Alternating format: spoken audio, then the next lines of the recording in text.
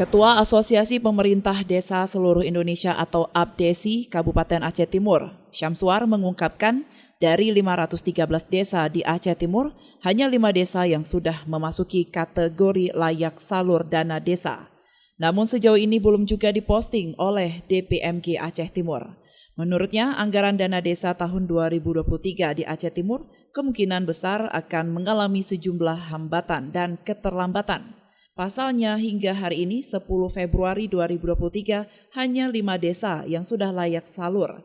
Adapun kelima desa tersebut adalah Desa Berandang, Payalipah, Semanah Jaya, Pertamina, dan Alu Rambung.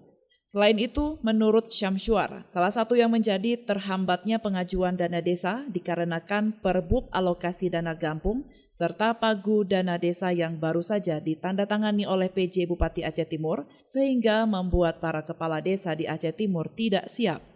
Sementara itu penyaluran BLT tahun 2023 mengalami penurunan. Tahun ini hanya 25% dari tahun sebelumnya 40%. Kemudian, mereka juga terkendala oleh standar biaya umum atau SBU 2023 yang mengalami keterlambatan dan baru 5 hari ditandatangani.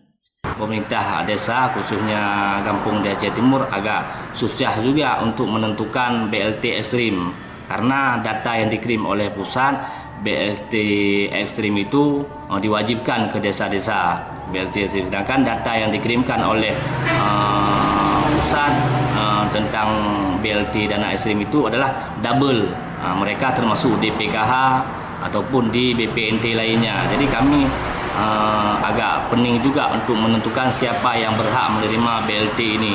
Jadi itu yang sekarang saya rasakan permasalahan yang besar di Aceh Timur. Itulah sebabnya terlambatnya penyaluran dana desa. Di segi lain, para gesi di Aceh Timur sudah siap untuk mengajukan pengajuan dana desa tahap pertama. Lebih lanjut, ia berharap terutama kepada PJ Bupati Aceh Timur dan pihak-pihak lainnya ke depan agar progres penyaluran dana desa menjadi lebih baik. Dari Aceh Timur, Romi Syahputra melaporkan untuk Puja TV Aceh.